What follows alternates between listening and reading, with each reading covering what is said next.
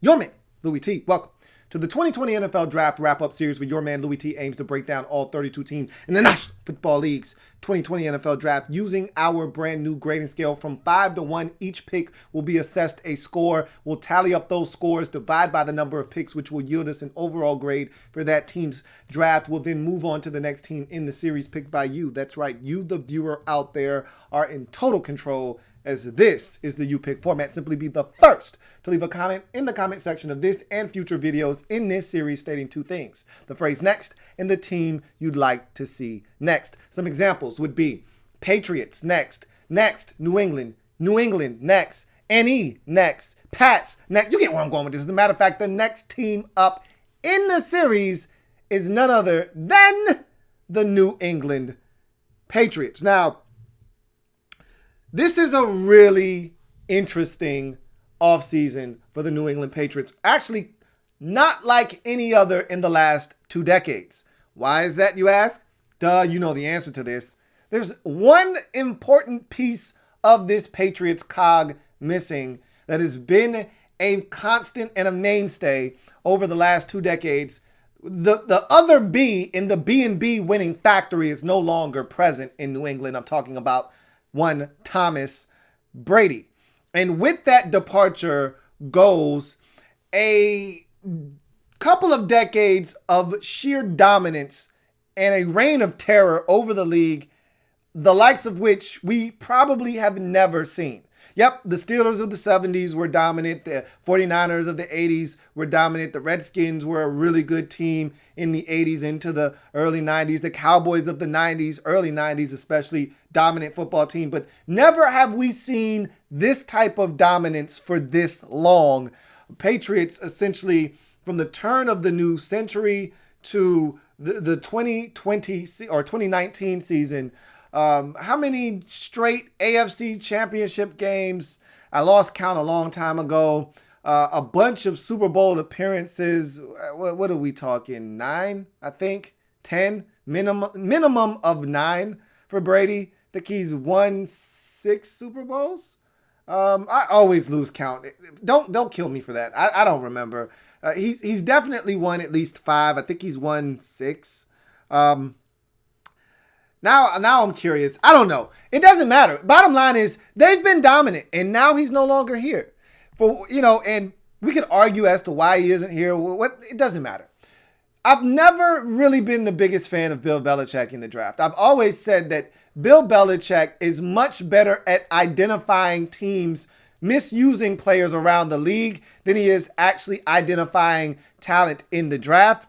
That's not to say that he hasn't pulled out a few gems over the years, but more times than not, he's better at getting a guy from another roster that he's identified as a guy that can fit in his system, trades next to nothing for that guy. They come to New England, they shine, and usually they end up getting paid elsewhere. That's nor here nor there. The bottom line is, I said all of that to say this. This is one of the most impressive drafts I've ever seen Bill Belichick assemble, and really it couldn't have come at a better time because this is the most important time probably of Bill Belichick's legacy if you're talking the non-Brady period. Everyone's going to be looking at Bill Belichick under a magnifying glass and seeing what he can do post-Tom Brady. Now, I don't think anybody's going to hold this season in particular against him if they were to struggle right out of the gate, but I think this draft can go a long way in helping them either steady the ship or turn it in a different direction that gives them a chance to be competitive in the AFC East moving forward. There are a lot of holes on this roster that Brady hid over the years. I thought they did a tremendous job of filling a lot of those vacancies. They've done some things quietly in free agency. A lot of people thought they needed receiver help in the draft. Well, they've actually went out and acquired a couple of guys in free agency, most notably Marquise Lee. I think that N'Keal Harry is going to shine this year. We saw some good things from Jacoby Myers last year. So and Edelman's still there, even though he probably wants to be in Tampa Bay right now. There's enough stuff out there for the young fella at the quarterback position to have a fighting chance. They needed to get help at the tight end position. They've got that. They've got a couple of nice running backs in the backfield. Well, really three. Damian Harris, obviously, PlayStation, Sony Michel, and James White is still there. So there's enough stuff in that backfield to take the pressure off of their young quarterback. And I think that, the defense is going to have to carry this team while they figure some things out. But one thing's for sure, they aren't short on defensive talent. They kept some guys. They lost a ton of guys defensively, but I think Belichick has a plan. Let's take a look at what that plan may be as we look at this 2020 draft of the New England Patriots. And we start, as you can see before we get started, all 10 of the Patriots selections are in front of you on the screen. We'll go through them one by one. I've got write-ups for every single one of these guys right in front of me. I will be reading from these write-ups as I've broken these guys down beforehand. And so we start this draft. No first round pick for the Patriots as we go to the second round, 37th pick overall. Safety out of Lenoir-Rhyne, Kyle Duggar is the selection. 6'1", 217 pounds, 33-inch arms, 4'4", 940, 42-inch vert. The guy has everything you're looking for to be an absolute stud at the NFL level. He was exactly that for Lenoir-Rhyne.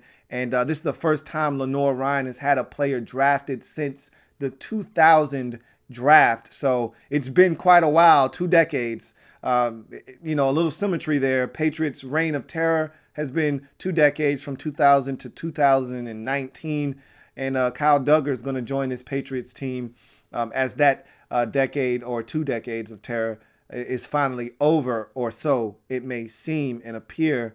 1 tackle for loss, no sacks, no forced fumbles, 4 pass breakups, 2 INTs, and a pick 6 in 7 games to go along with 12 punt returns for 175 yards and 2 scores in those 7 games. That's an abbreviated season. We'll tell you why a little bit later on.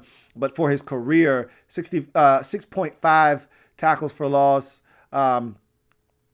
6 forced fumbles, 36 pass breakups, 10 INTs, 2 blocked kicks, and a pick 6 in 42 games, along with 67 punt returns for 929 yards and 6 scores. This guy did it all at Lenoir-Rhyne, and at times it seemed like a man amongst boys. It seemed like an 8th grader playing against 3rd graders, Billy Madison style here. When you watch him on film, it's not fair. I had a late first round to early second round grade on him. I honestly thought during the combine that this was a guy that could sneak into the back door of the first round. And he almost did, 37th pick overall, only 5 selections away from the first round. So wasn't too far off there. I had him as my 3rd safety in this draft behind Xavier McKinney and Antoine Winfield Jr. He ended up going 2nd off the board at the safety position, only behind Xavier McKinney. I'll give you my comp for him a little bit later on, but height, weight, speed specimen right out of the gate. You can't really draw it up much better than this at the safety position if you're going to put together a guy that you think can come in and dominate. 6'1", check. 217 pounds, check. 33-inch arms, check. 4'4", 940, check. 42-inch vertical, check. I mean, everything you're looking for, it's here. Physical striker that plays with enough patience that he isn't reckless. When he decides to go much faster than slow, he's a freight train and he's going to destroy anything in his path. But he's not reckless and out of control to the point where you're saying, boy, there's a lot of missed tackles here, and he's a guy that you can easily make miss. So he's physical. He's a guy that comes down with a lot of force, but he's controlled enough in his aggression that it's not sloppy and all over the place. Plant and drive capabilities as you get into coverage with him. He's a guy that looks like a corner sometimes at the safety position, dropping over the slot, man. He's really comfortable. And if you really want to see him in his element in coverage, you go back to 2018 where he was just special in the slot, playing over the slot and taking away and erasing that slot option for quarterbacks. He's got the ability to stick his foot in the ground and come downhill and make plays on the football, as I said, like a corner at times. His versatility, again, you want to see it translate over to the NFL game. But I don't think anybody doubts that this guy will be able to take what he did at Lenoir-Rhyne and have that fit right into the NFL game. He can play single high free safety. You can drop him down in the box as an eighth defender. I'd like to actually see him blitz a little bit more. They didn't blitz him at all, at least in the games that I watched. So that, the no sacks isn't a shock to me in his career because he didn't get an opportunity to really use that. But I'd like to see him get some opportunities to potentially come after the quarterback. But you can put him in the box as a underneath defender, as a lurker, if you like. You can use this guy over the slot, as I mentioned, in man-to-man coverage.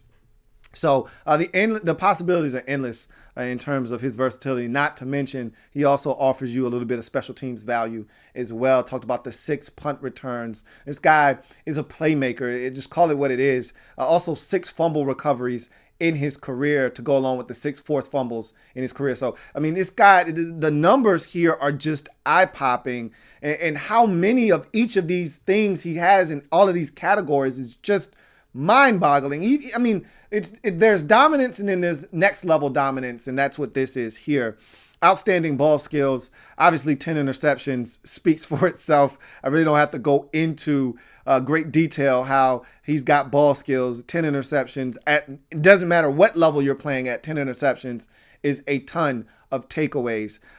He's a playmaker that dominated the competition. I just kind of spelled that out, talked about the punt returns, talked about the interceptions, talked about the fumble recoveries and the forced fumbles. Not to mention, anytime he touches the football, he's at risk to take it the distance. So he's a problem. 7 career touchdowns in his career, 6 of them coming via the punt return. So you get to his weaknesses. He made more plays off of sheer athletic dominance than instincts and anticipation. When you're just that much better than everyone else, you don't have to anticipate. You don't have to use, instincts or any of those things. You're just better than everybody else. Your C is better than most, if not all of the other players' A game. And so you can get away with some things.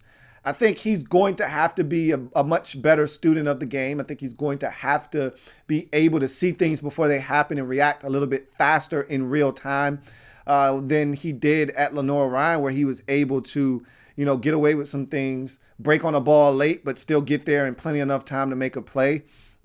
Take a poor angle to the football, but still be able to make the tackle. Why? Because he was just faster than everybody else. So I think there are going to be some things that he'll have to clean up. And I think he'll get better. You can't help but get better being taught by guys like Bill Belichick and the rest of his staff. I think he'll be fine. But, he made some plays, a lot of them, just off of sheer athletic dominance at Lenoir-Rhyne. His filling was a little spotty at best as a run defender. He came down the field in his rush lanes, and it was a little spotty, man. He'd overrun some rush lanes. He'd be late and tardy a lot of times. So I thought he was hit or miss with that. Kind of inconsistent filling, those rush lanes coming down as a defender at the safety position. He loafs on the backside of plays. Some people chalked it up to him being bored. I mean, a number of the games I watched, they were absolutely destroying the team they were playing. I was watching one game, I think it was the second quarter, and it was already 40-7. Like, what are we doing here, guys? Like, seriously, how the hell do you get to 40-7 in the second quarter? I mean, and we see it all the time when, one of these Power 5 teams plays, a Division II school or whatever. But golly, I mean, this is Lenoir-Rhyne we're talking about. They shouldn't be destroying the competition that way. But, I don't know if that had anything to do with it or not. But I know he loafed on the backside of plays. I know there were times where he could have gotten there and been a part of the action, and he just decided not to. And for whatever reason, that's on tape. So I'm pretty sure they'll clean that up. But the bigger concern here is injuries. All right, throughout his career, I talked about him only playing in 7 games in 2019. Why is that? Because he had a hand injury that required surgery. So he missed, a good chunk of the season. He had a season-ending injury in the opener of his 2016 campaign. I know that's a while back, but that's on the Carfax. That's something to consider. So a couple of big-time injuries for him. But outside of that, you really can't go wrong here. I mean, this guy's a stud, and Bill Belichick will know what to do with him. You lose a safety in free agency this year. You gain a safety in the draft, and you may have upgraded that position. And so this is a hell of a pickup if you're the Patriots. And or you might have lost that safety 2 years ago to the Lions, whatever the case may be. My comp for him is Harrison Smith, the all-pro Viking safety that if Kyle Duggar is anything like Harrison Smith, and I see a lot of very similar traits, similar body type, similar athleticism, although Duggar may be a little bit better of an athlete. I think Harrison Smith has better instincts and always has. If he can get on that level of a Harrison Smith where he's seeing things before they happen, Kyle Duggar is going to be a problem in the league for many years to come. Second round, 37th overall selection, safety out of Lenoir-Rhyne. Kyle Duggar, for me, is a 5, landed in the perfect spot with a defensive mind that's going to utilize all of his many various attributes and strengths and really turn this guy into a force in this league, I believe, for many years to come. As we move on to the next pick in this lengthy Patriots draft, second round, 60th overall pick, linebacker out of Michigan, Josh Uche is the pick. I love saying his last name. 6'1", 245, 11.5 tackles for loss, 8.5 sacks, 2 forced fumbles, 2 pass breakups, no interceptions, no block kicks in 13 games in 2019 for the Michigan Wolverines. For his career, 20.5 tackles for loss, 20.5 tackles for loss, 16.5 sacks, 4 forced fumbles, 3 pass breakups. I had a 4th round grade on him. You take him in the 2nd round. To me, this is way too early for Josh Uche. But I will say this.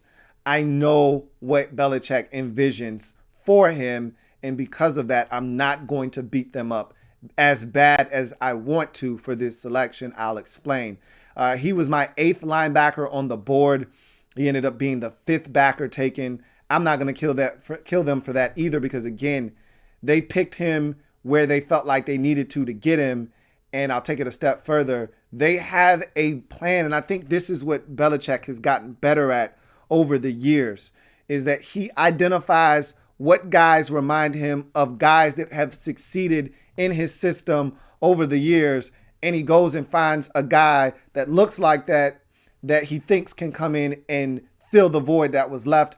I'll tell you who he reminds me of and what role I think he's going to play in this upcoming season down the line. But strengths, good athleticism and movement skills. He's a free-flowing linebacker that Michigan threw all over the place. You didn't know what side of the formation he was going to line up. You didn't know if he was going to drop into coverage or if he was going to rush. And you take advantage of guys like that with great movement skills like Josh Uche has. Comfortable in space, as I just mentioned, they dropped him into coverage, did a really good job of dropping in the zones. And like I said, not a fish out of water when you ask him to drop at a 45-degree angle into a hook zone underneath a comeback. That's not going to phase him, or dropping right under a slant. He's comfortable flipping his hips and being able to run. Ridiculous acceleration and closing speed. When he is able to open up and go much faster than slow, he gets to his target very rapidly. At times, he looks like a blur out there. This guy can definitely move. And so there's a lot here with Josh Uche. Some of the numbers don't actually bear out just how good of a defender he can be at times. Solid job of transitioning from rusher and peeling off into coverage.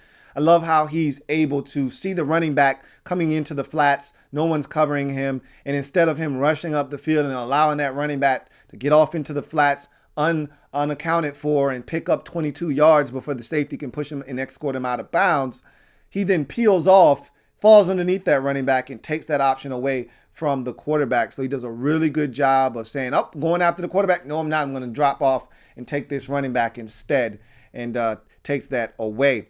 Consistent motor and energy, high energy guy, running all over the place. That's, to me, one of the things you either have or you don't have. You don't usually teach a guy to have a motor. Either a guy's going to work hard and want it or not. He's one of those guys that wants to go out and give it his all on every single snap.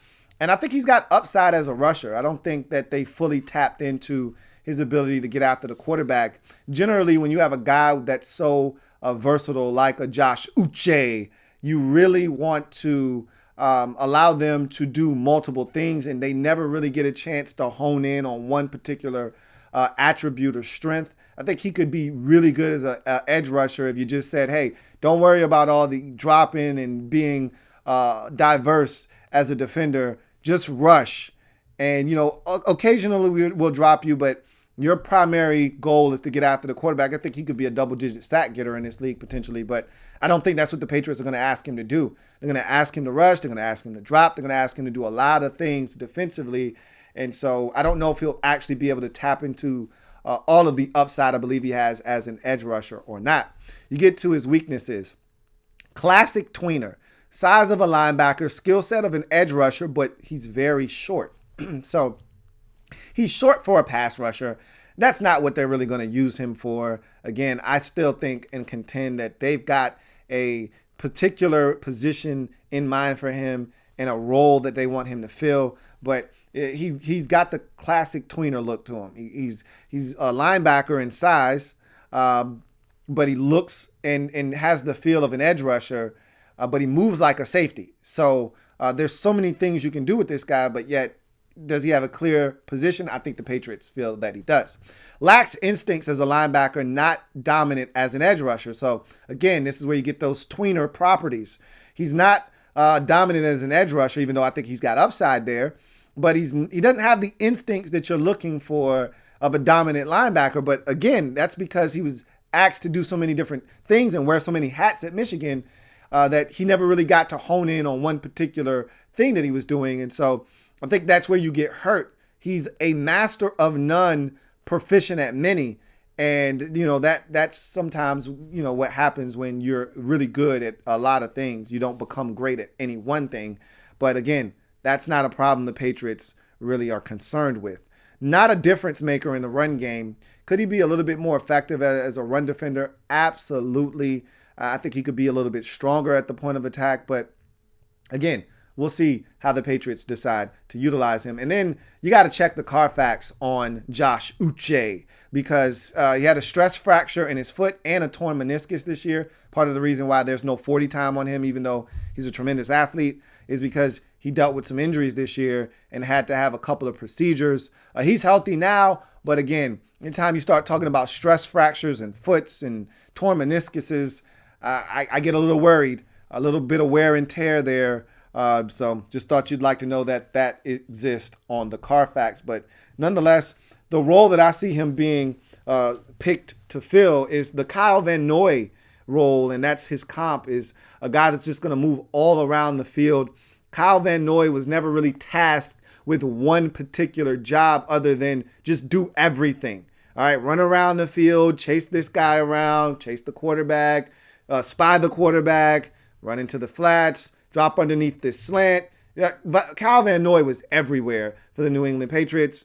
I think Josh Uche is going to be asked to do some of the same things. In the second round, 60th overall selection, linebacker out of Michigan, Josh Uche is a 3.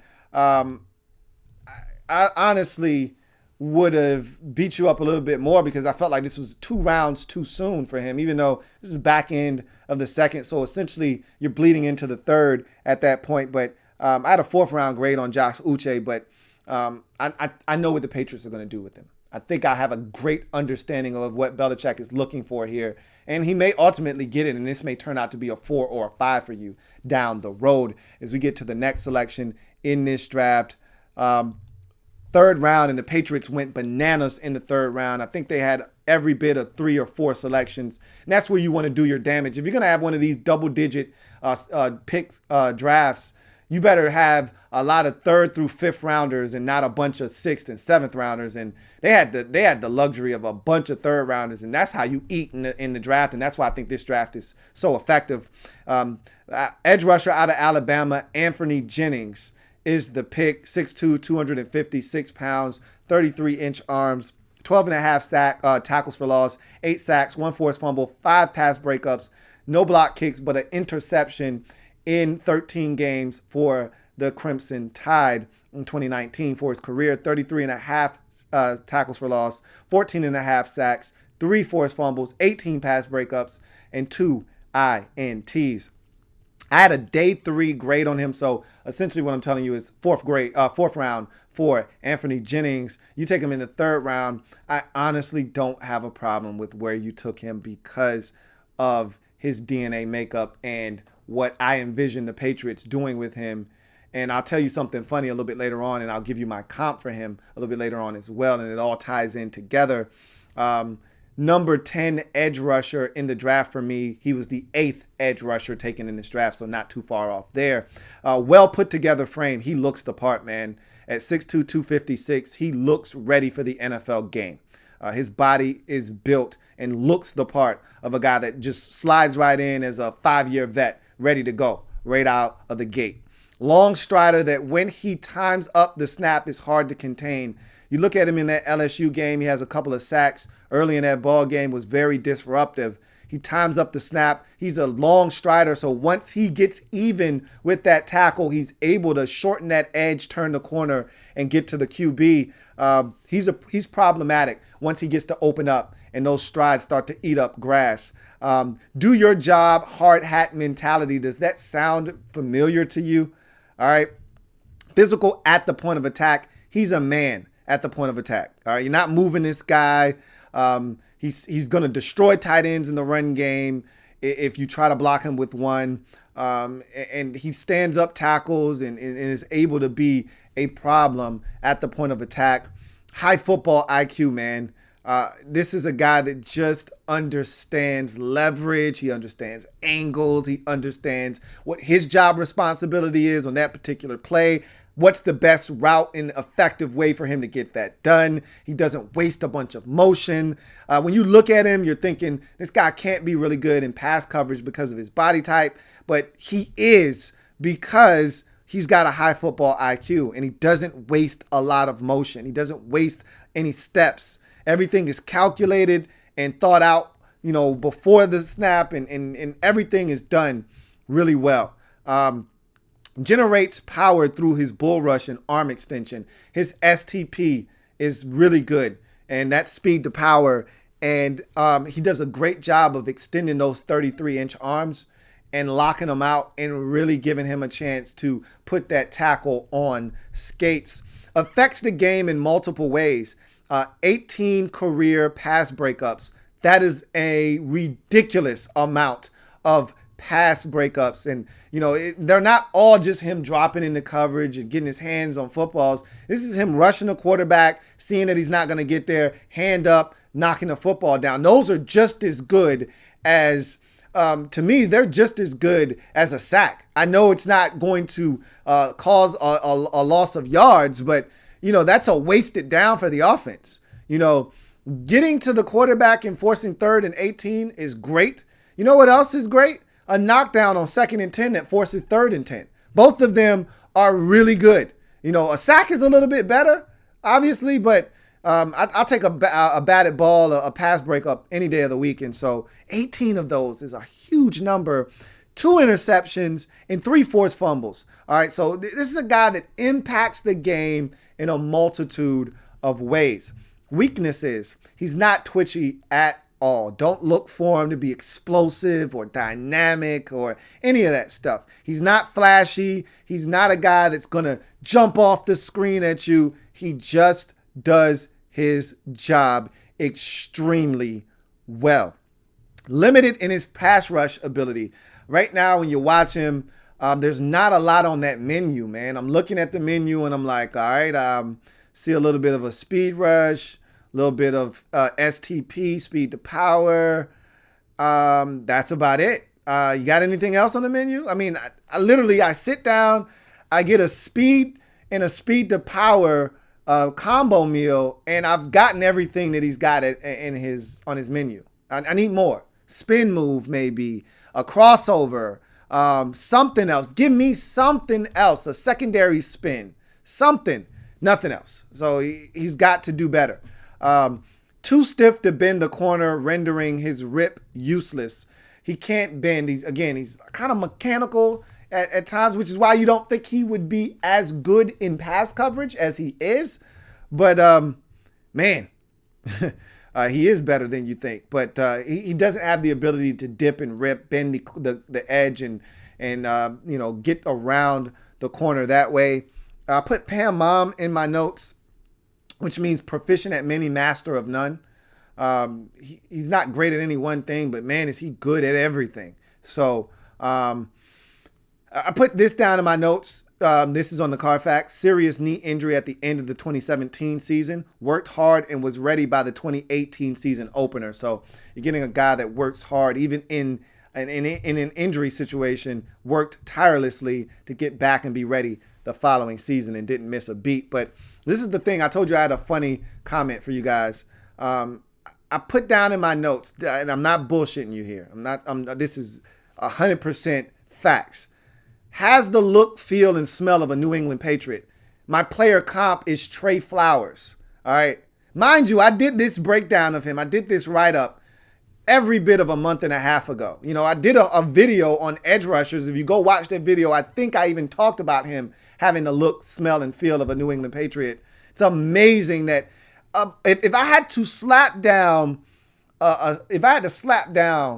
stat on a player going to one particular team, the one player I would have slapped down that ban on would have been Anfernee Jennings to the New England Patriots. That was the one guy that looked the most ready to go to New England, or the one player that I thought, this guy is going here for sure. He has the look of it. And go figure. It just happened. Third round, 87th pick overall, edge rusher out of Alabama. Anfernee Jennings for me is a 4, man. This is the quintessential Patriot. It's the absolute perfect pick for them. They missed Trey Flowers last year. Now they've got Trey Flowers 2.0. We are still in the third round, and we're going to be here for a while, so get a Snickers. 91st pick overall. Tight end out of UCLA, Devin Asiasi is the pick. 6'3", 257 pounds, 33-inch arms, 4'7", 40, 44 grabs for 641 yards and 4 scores in 12 games in 2019 for the UCLA Bruins. For his career, 52 grabs, 789 yards and 6 scores in 34 games. So if you notice, not that much of a discrepancy between 2019 numbers and overall numbers. There's a reason for that. I'll talk to you about it a little bit later on. But I had a round 2 grade on him, actually. So he was my second tight end in this draft. He was the second tight end off the board, but he didn't go until the third round, back into the third round too. So I think this is tremendous value. I'll even take it a step further. This was my favorite tight end in this draft. I did not think he was the best, which is why he was the number 2 tight end on my board. However, this was my favorite tight end. This is the guy that I wanted my team to select. And I feel like had he been available in the 4th round at the time of my team's selection, which was the top of the 4th round, right around the beginning of the 4th round, I think the Redskins would have pulled the trigger on Devin Asiasi. This guy looks the part of an NFL pass catcher. Thick frame is the first strength.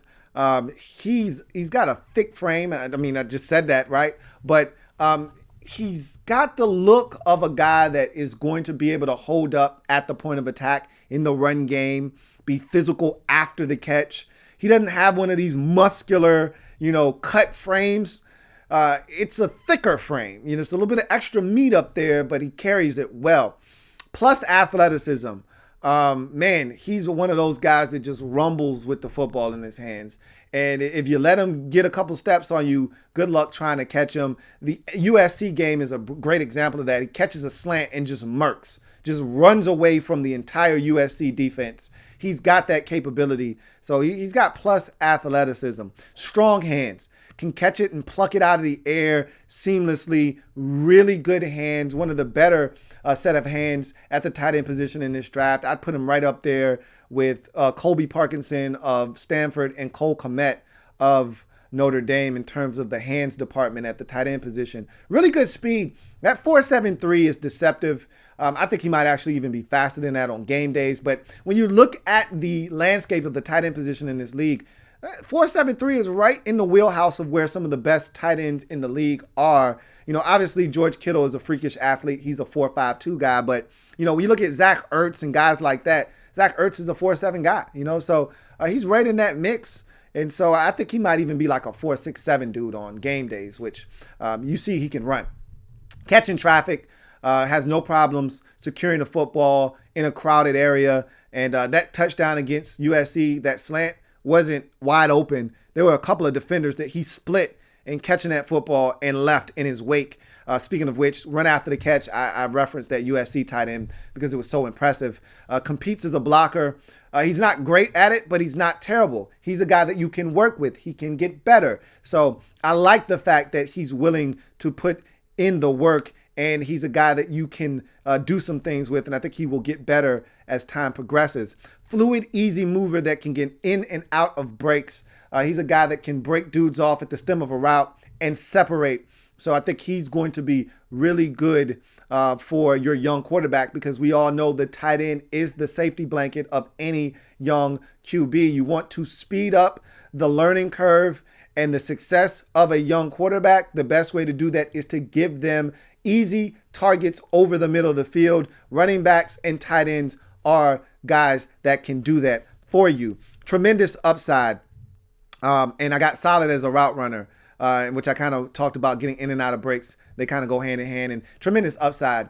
This guy's just scratching the surface. I'll explain why here in a second, but this guy's got ton of upside. I don't even think he has begun to really hit his apex as to what he can become as a tight end. And so that's really exciting. And that's part of the reason why he was my favorite tight end in this draft. Weaknesses, not a ton of production. So let's talk about that. This is the reason why he's got tremendous upside, but also you can look at it as a negative and say, hey, not a lot of production here. What gives? So this is a guy that transferred from Michigan. He was a highly sought after recruit by the Wolverines. They get him. He's there for a year. Kind of is homesick. Like, I really not feeling this whole Midwest thing. Wants to come back closer to home. And so he transfers back to the West Coast and has to sit out a season because of it. And then, only 8 catches going into the 2019 season. Wasn't a huge part of the offense the year previous, but then exploded on the scene in 2019. And this is a guy that has immense talent, man. So not a lot of experience, but a ton of talent, and he's just scratching the surface. Doesn't have the long tight end frame teams look for. He's kind of got that short, stubby thing going, even though 6'3" isn't exactly short. It's not tall. It's not Rob Gronkowski 6'6", 6'7". It's not, you know what I mean? He's got more of an Aaron Hernandez frame than he does a Gronk, but I'm not going to kill him for that. He's good enough for me. Would like to see him attack the 50-50 balls better. If there's one area I think that he right now severely needs to address, is his ability to go and attack the 50-50 ball. Jarrett Stidham is going to throw it up to him down the field. He needs to trust that this guy can go up and make a play for him. And right now, I'm not sure if Devin Asiasi is going up and climbing the ladder in tight contested situations at the apex of the football coming down and going up and getting it. I just don't know if he's doing that right now. But my comp for him is Fred Davis. Didn't have the greatest NFL career, kind of smoked his way out of the league. But when you want to talk about talented football players, Fred Davis was uber talented, could run, could pass, run block, could do a little bit of everything. And, he just was lazy. That was his problem. And I don't think you have that issue here with Devin Asiasi, but he's got a lot of talent, just like Fred Davis did. And he reminds me a lot. His frame reminds me a lot of that of Fred Davis. And so in the 3rd round, 91st pick overall, tight end out of UCLA. Devin Asiasi for me is a 4. I love this selection. I love it for the Patriots. You got nothing, absolutely zero out of your tight end position last year. He comes in and immediately infuses a much needed boost of energy to what was a lifeless tight end position. And it was so nice the Patriots decided to double up and do it twice as we go to their next selection in this draft. 3rd round, I told you we were going to be here for a while. 101st pick overall, tight end out of Virginia Tech, Dalton Keene is the selection. 6'4", 253 pounds, 32-inch arms, 4'7", 140. 21 grabs for 240 yards and 5 scores in 10 games for the Hokies in 2019 for his career. 59 grabs, 748 yards for 8 scores in 36 games. I had a late day 3, 6th or 7th round grade on Dalton Keene. He was my 12th tight end in this draft. You take him off the board 3 rounds earlier than I thought should have been the case, and 8 tight ends earlier than I thought was necessary. So, I absolutely want to railroad the Patriots for this selection because there were so many more tight end options available if that's what you wanted to do. But that's not what they wanted to do, okay? And they didn't want to miss out on Dalton Keene. You know what he is? And I'll just go ahead and tell you. And I didn't comp him to this guy, but I easily could have if I wanted to. He's your new James Devlin, okay? He's your new fullback, and he's your new wingback. He's your new Mr. Do-It-All. And that's essentially what he was at Virginia Tech. So it's not going to be a very hard transition for him to this next level. But he's got solid hands. He competes as a blocker. He lined up everywhere. When I say everywhere, I put in my notes, wingback, slot, fullback, personal protector in pass pro, and got carries as well. Okay. This guy did everything for the Hokies. So I'd imagine that the Patriots love that about him and see a lot of James Devlin in him. So I look for him to fill that role and fill it beautifully, I might add. Can run well in a straight line, can threaten the seam. So if you decide to line him up as a wingback, or you decide to line him up in the slot, or you decide to go 2 tight end set and you want to send him up the seam, and then off of that, Devin Asiasi is running a corner route to really threaten the safety and put him in a tough situation. This guy can do that for you. He's actually faster, technically speaking, in a straight line than Devin Asiasi, even though I think Asiasi's play speed is a little bit faster. Nonetheless, 4.71 is faster than 4.73, so he can definitely threaten you up the seam. Sells fakes very well, and again, that's going to bode well for him in the Patriots offense. Jarrett Stidham sticks it in the belly of the running back, fakes it. All of a sudden, Dalton Keene comes all the way across the formation. First, he acts as if he was blocking to get to that reach block. All of a sudden, to stop, pivot, turn, and come all the way flying across the formation, wide ass open in the opposite flats.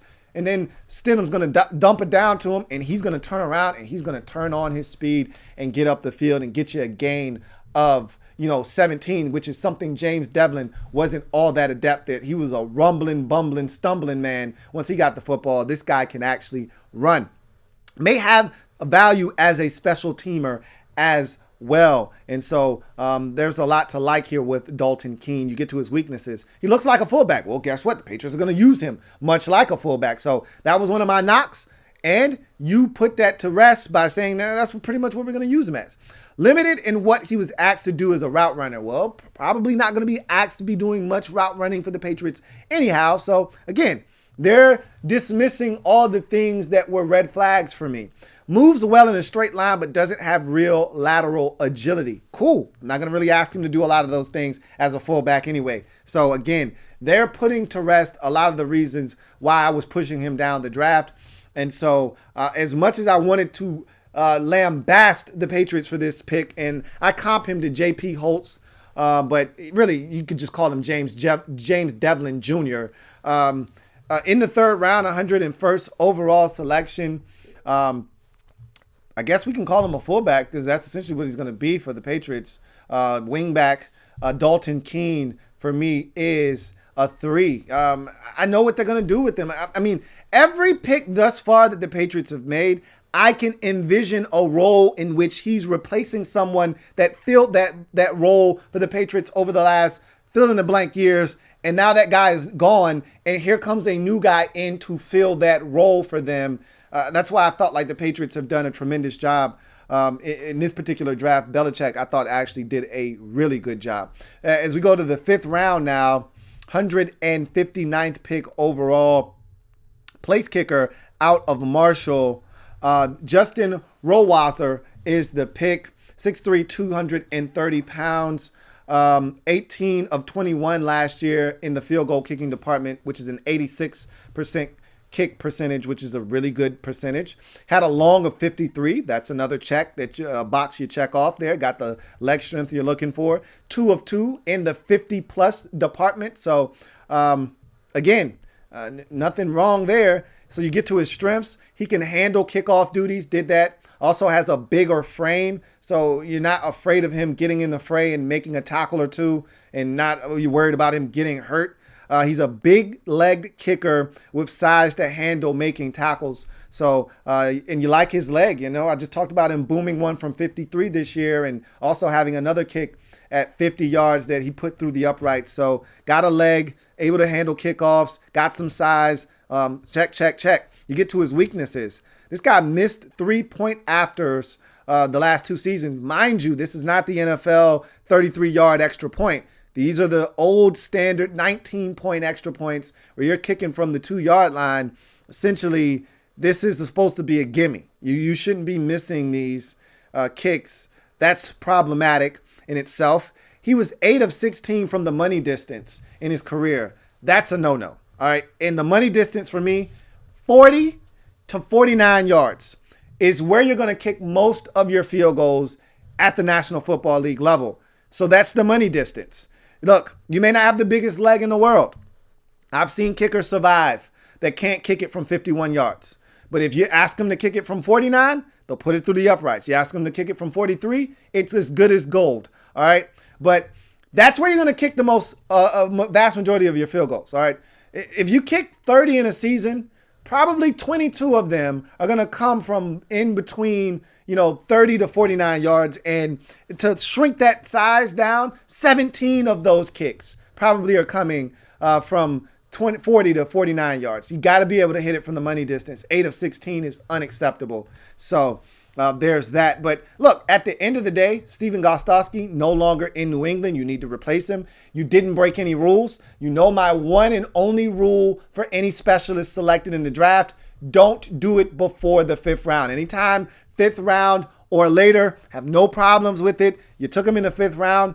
I don't have any issues. 5th round, 159th selection, place kicker out of Marshall.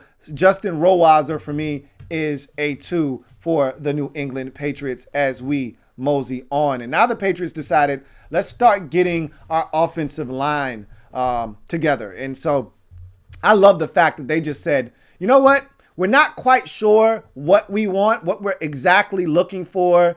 All right, no more Dante Scarnecchia. I would have been even more confident about these picks had he still been there. I'd like to think that he's rubbed off on some of the guys that he left behind and they'll be able to do a quality job. But at the end of the day, they weren't sure because they got a wide array of guys that they took at the back end of this draft. I love it, though. They just said, you know what?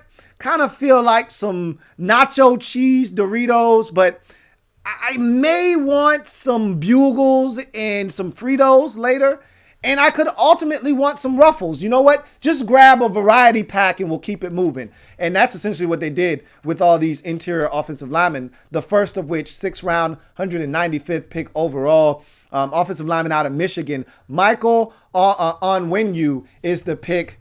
6'3", 344 pounds, 34-inch arms, 13 games, 13 starts for the Wolverines at the right guard position in 2019 for his career. 44 games, 35 of which were starts. 34 at the right guard position, the other lone start at left guard. I had a 5th or 6th round grade on him, so he went off the board where I thought was a good spot for him. Michael Onwenu is a big man. When you see him, you're like, damn, he's big. And he's wide, okay? He's not 6'6" and 350. He's short at 6'3" and 344. So he's kind of got that stubby kind of compact frame. But he's got really good length to match his size at 34-inch arms. So he's physically built with the strength to be a hell of a drive blocker, but he's not. I'll tell you why a little bit later on, but he's built to be a drive blocker and move guys against their will and create a new line of scrimmage. If he's able to get some of the technical aspects of his game a little bit shored up, this is a guy that could definitely move some guys in the run game. He cancels the bull rush. And what I mean by that is just don't try it. You're not moving this guy. He's like a brick wall. All right, you're just wasting your time if you think you're going to bully this guy into the lap of the quarterback. Try something else. Your best bet, quickness and speed. If you don't have that, probably not going to beat Michael Onwenu. Able to wash defenders inside after losing initially despite heavy feet and limited mobility. That was probably the thing that opened my eyes the most to this guy was, whoa, wait a minute. You know, he's got longer arms, but even long arms can't save you if you can't pick up your feet. And he struggles to do that and change direction, but he gets beat to the inside with quickness, and somehow he's able to lunge, use that length, and just get enough of the guy to push him inside and wash him inside and allow the quarterback to then sidestep him and deliver the football. Pretty damn impressive for a guy his size that doesn't move very well. Smart, assignment-oriented blocker who doesn't miss his assignment. These are the kinds of guys that you love, because I know I can give you a task to get done and you're not going to F it up. And, you know, I thought the best game that was a prime example of this was the Penn State game in 2019. They were blitzing the draws off of Michigan, especially early in that football game, but really throughout it. They were sending all kinds of pressure, 6-man pressures, 7-man pressures. They were sending overload blitzes to the right side, which is where you could find Michael Onwenu a lot of times. No, all the time. And so there was a lot of confusion that could have easily have taken place. And he just wasn't going for it. They would try twists and stunts and a blitz behind it. And he'd just seek out his guy and delete him from the play. And it was impressive to watch him do this snap after snap after snap. And so what that told me is he understands what his assignment is on every given snap, and he's not going to blow it. You know how sometimes they overload a side and all of a sudden 2 guys are blocking one and a guy comes scot-free and you're like, how in the hell did that happen? And you look back at the replay and 2 guys are blocking one and you're like, dude, what are you doing? That was your guy. Why are you pinching down on this guy? He's not doing that. That's not happening on his watch. So I love that about him. His weaknesses, very limited athletically. They were pulling him at Michigan and I'm like, why? Why? Why are you doing this? You know, it made absolutely no sense. The running back, before he would even get to the line of scrimmage, the running back's already run past him. Like, you could have saved that. All right? Like, don't pull this guy. You know, he is a phone booth brawler. Keep him in his little square area and let him do work there. All right? He does not move very well. Speed and quickness are his kryptonite. I watched this guy get beat a number of times with just sheer quickness off the snap, but he recovered though, which was surprising. But at the NFL level, guys are going to finish him off. Finish him. Dun-dun-dun. Once they beat him with that quickness, see, college guys don't understand the art of finishing a guy. All right, you get past the defender, the next thing you need to do is slap his damn hands down so that he can't come back and push you around the pocket. You got to finish him. All right, you did the hard work already by beating him early. You did your work early. Now finish him. Get rid of him. And so those college guys, they think they've won. Oh, I got him.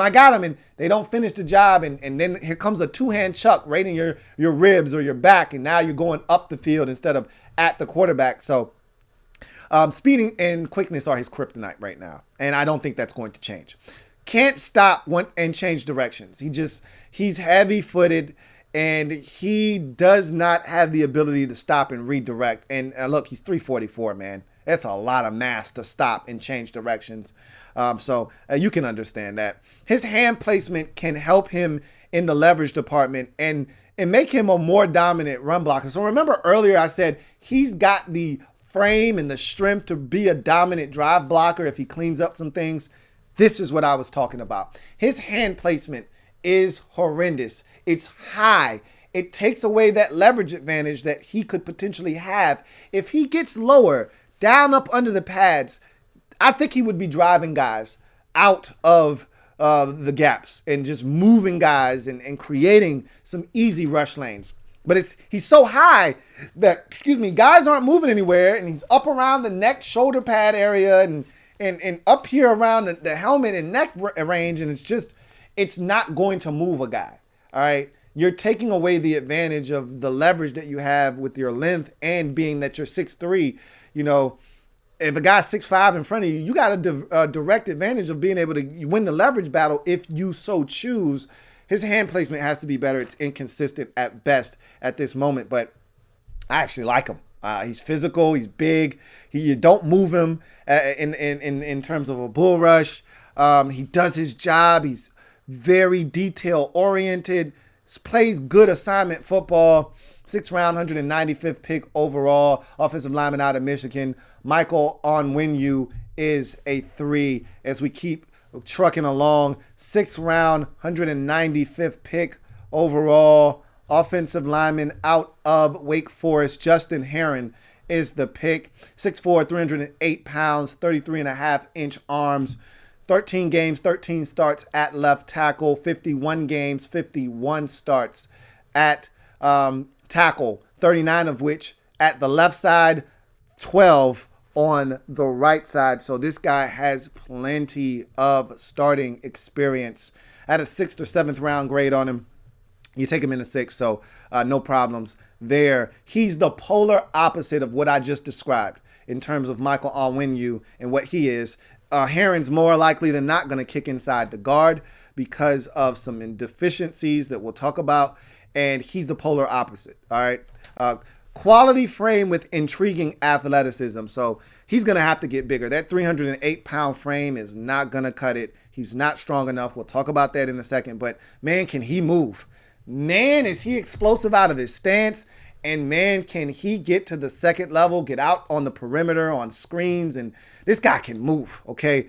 The first thing I saw, all it took was 2 plays for me to go, shit, man, this guy's really athletic. So he's got some intriguing athleticism, to say the least. Graceful agility. This guy can change directions. I talked about Michael Onwenu being pulling guard.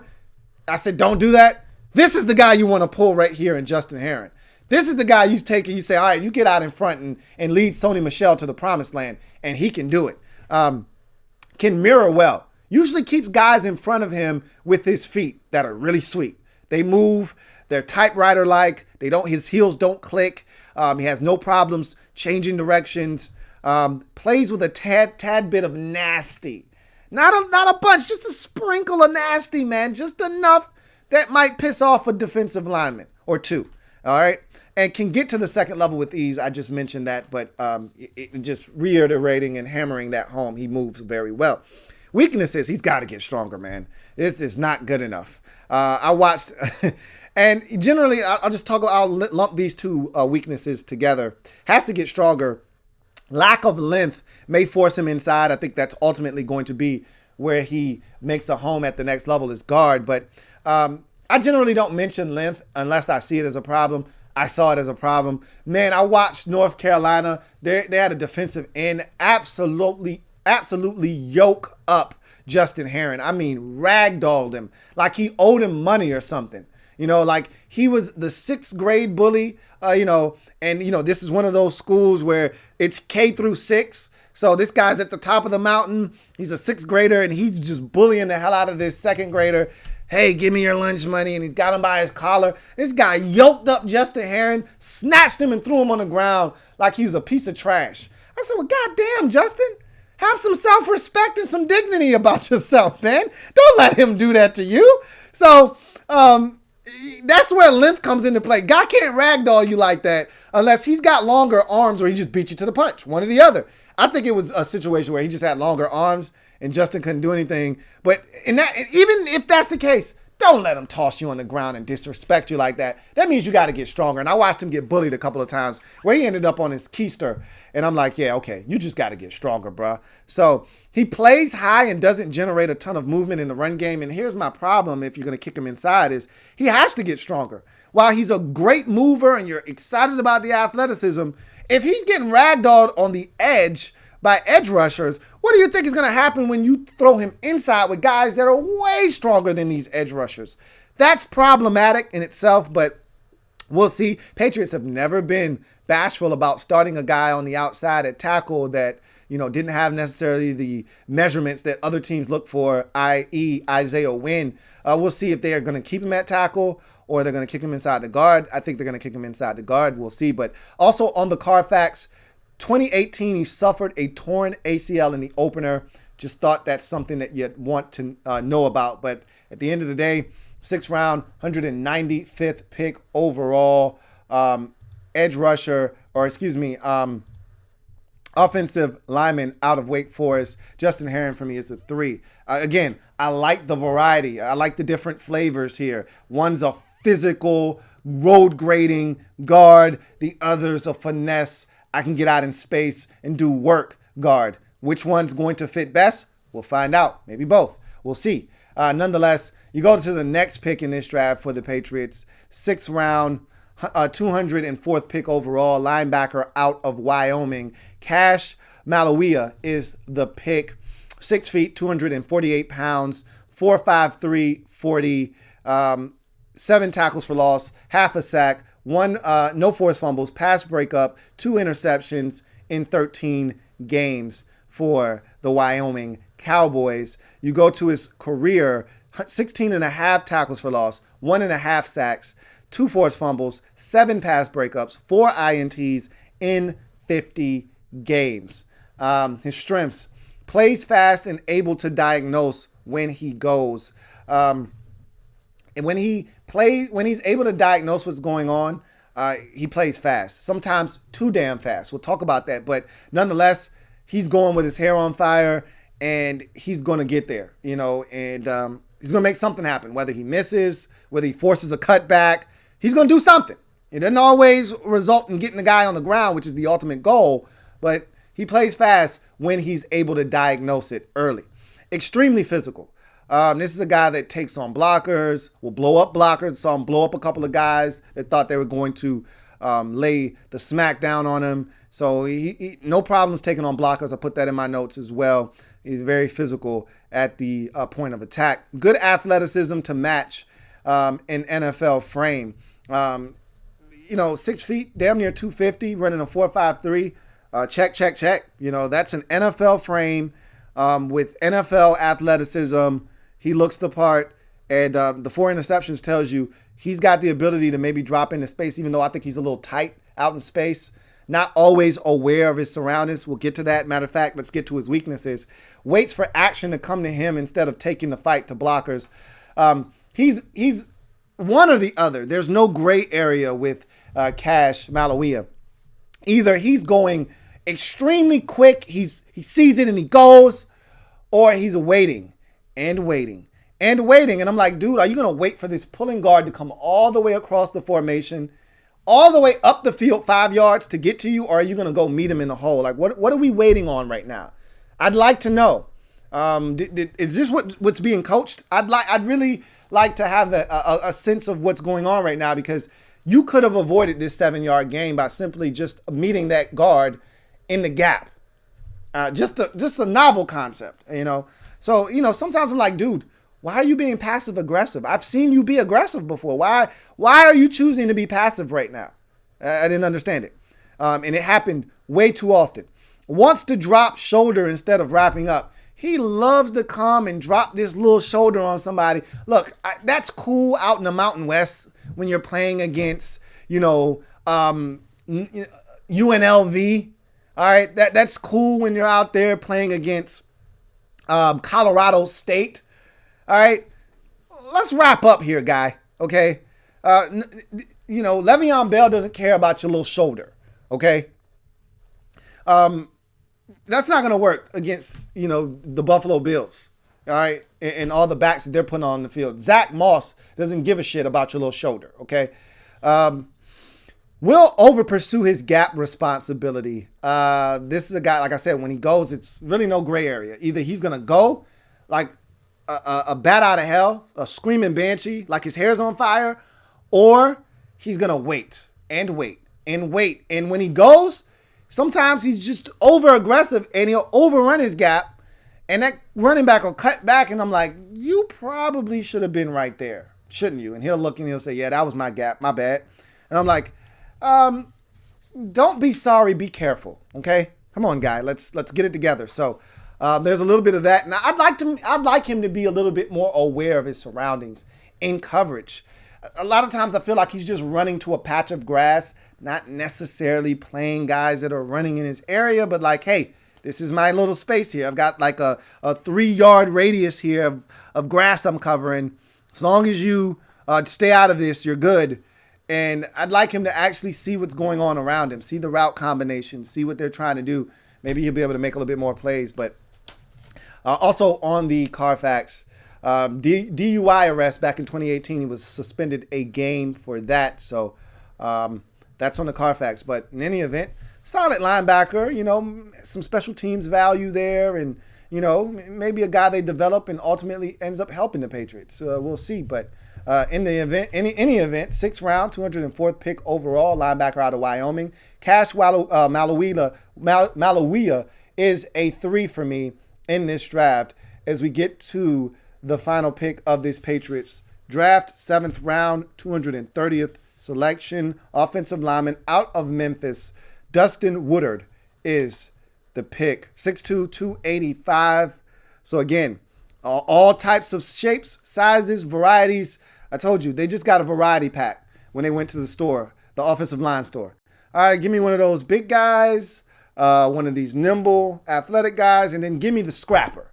Give me the guy that this chip right here is a little tough, rough, and rugged around the edges. Might scrape your gums if you hit the wrong angle, but man, is it good, 14 games, 14 starts at center for the Memphis Tigers for his career. 54 games, 52 consecutive starts to finish out his career.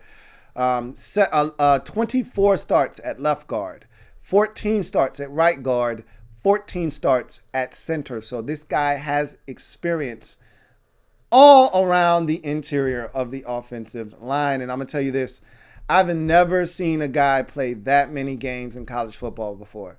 I've seen a bunch of 53s. I've seen a bevy of 52s. Never have I seen 54. All right. This means the minute this man set foot on campus, he started playing. He only missed the first 2 games in terms of starting, but he played in those games. And then from that point forward in his freshman season, he started the remainder of his career at various positions. And what that tells me is he's smart, he's tough, he's reliable, he's durable, and he gets it. So there's a lot that you can ascertain from just the fact that this man played in every single game of his collegiate career, didn't miss a single one, and had 52 straight starts. And I actually like this guy a lot. He's a nasty boy. Nasty boy. Nasty boy. He's a nasty boy. He gets nasty in them trenches, man. Now, look, he ain't moving nobody nowhere. He's 285 pounds, and he looks 285 pounds. He looks 6'2". He looks small out there. He doesn't give a shit. He's fighting. He's scrapping. He's scratching. He's clawing. He fights, and then, every now and again, end of the play, hey, take this little shoulder, to the ribs. Take this little elbow in your shoulder pad. There's a little extra there with him. Like, he's got a short man complex. All right, there's a little of an inferiority complex there. I love it. Comfortable amongst the trees. Yep, he's short, and you can tell. It's not a secret. You see him, that he's probably the smallest guy on the field. Doesn't matter. He's comfortable in that environment. Fights and scraps and gets his job done. Explodes out of the blocks with low center of gravity, nice tight hands that allows for the leverage advantage almost every single time. 4-year starter that never missed a game. Experience at guard and center, although his size is probably going to relegate him to just center duties at the NFL level. I can't imagine them sticking him at guard and thinking that that's a good idea at the NFL level. I think you can get away with him at center, not at guard. Fluid mover, gets to the second level and reach blocks with ease. This guy was scooping dudes with ease. So he has no problems getting to the reach block and getting to the second level. And he seals No, he's not a man mover. I already told you that. And at 285 pounds, you don't expect him to be a man mover. But what he does do is he walls off defenders. They don't get away from him and get to the running back. And so he does his job, man. His weakness is length and size. Look, there's no way around that. There's no way around that. The versatility piece is negated by the fact that he's 6'2", 285. And he could try his damnedest to put on weight. I'm pretty sure he tried at Memphis. He probably doesn't have the kind of frame that carries weight. And so he's probably at best 293 pounds in his career. And he's not going to grow anymore, more likely than not, you know. So size and length, that's out of his control. He's there. I mean, he's shorter armed. And there are times where you see guys get up in his chest with longer arms and he's trying his damnedest, but he can't reach. Like, that's a problem, you know. But he fights, man. He fights. Not a man mover at all. I've already explained that to you, but that's not who he is. That's not why you drafted him. You didn't draft him to move guys. You drafted him to get out in front of this screen. You drafted him to get to that second level, get to that linebacker, and be that kick out block for Damian Harris on that 37-yard touchdown run. You drafted him to get out in front and be 12 yards down the field and be the kick out block on that James White 28-yard touchdown screen. All right. That's why you drafted Dustin Woodard, and that's what he'll be able to do if he, in fact, makes this team. He has like a Brian Stork kind of quality to him. You know, one of these guys that can play for the Patriots for a long time now, even though Stork only played for you for 1 year. He was really effective that 1 year. He has one of those I'll be in the league for the next decade types of games, you know, and he will definitely be one of the favorites of the coaching staff, I think. And so 7th round, 230th pick overall, offensive lineman out of Memphis, Dustin Woodard for me is another 3 to wrap up this impressive New England Patriots draft. Really good haul for the Patriots, man. You know, outside of not taking a quarterback, which I thought they could have done, and there were some talented passers that they could have gotten. They could have essentially, if they wanted him, they had 18 third-round picks. They could have drafted Jacob Eason if they wanted him. They really must be sold on Jarrett Stidham because they had opportunities to pull the trigger on a multitude of guys that were just sitting there.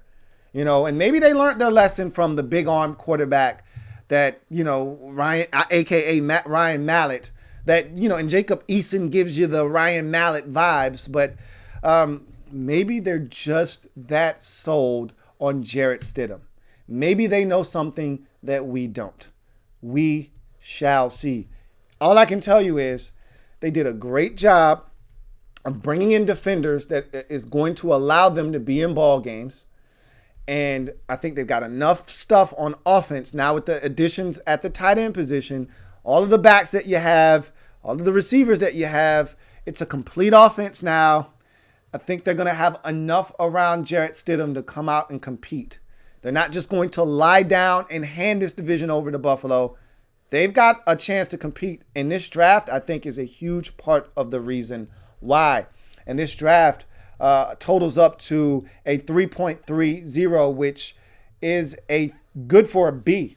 So I thought Belichick did a really good job, man, with this draft. I really do. And that's not something that I say very often. Good job, Belichick, in draft generally don't all end up in the same sentence with me very often. But I got to say, man, he did a pretty damn good job here, if I may say so myself. That's going to do it for me, your man Louie T. Thank you for joining me on my 2020 NFL Draft wrap-up of the New England Patriots. Make sure you subscribe to the Louie T Network if you haven't already done so.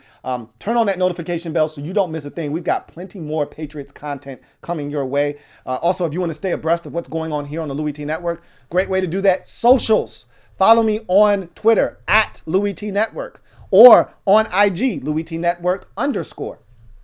And also, make sure you drop a like, too, before you go. All right, I'm your man, Louie T, signing off. If it's not your man, T, it's not, I repeat, not the best NFL coverage it could be. Until next time, we'll reconvene at a later date. And also, check out the Louie T Network podcast, okay? That's some great stuff. I talked about the Patriots on my last episode, so check that out as well, man. Got a lot of great content coming your way, so don't be a stranger. I'll see you guys later. Take care of yourselves, and have a good one.